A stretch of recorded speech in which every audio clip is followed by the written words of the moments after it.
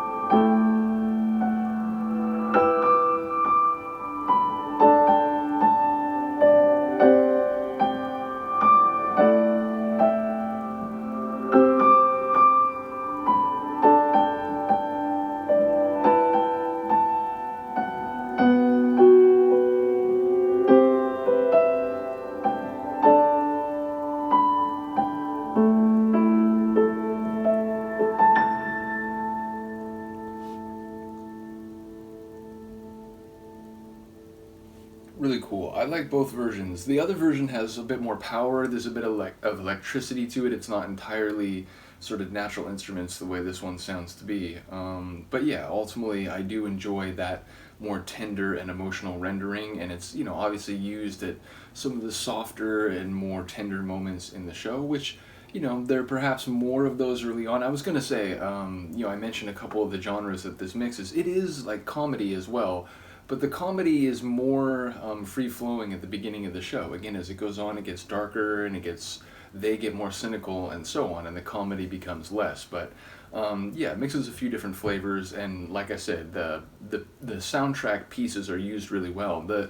When I went into doing the reaction to the soundtrack, the Sawano Hiroyuki tunes are the ones that definitely stood out to me from the show. But as I'm going through the Yamamoto Kohta part of the soundtrack, I am increasingly sort of like feeling and remembering some moments where those tunes were used as well. So let me know what you think of this one. I will see you next time. Peace.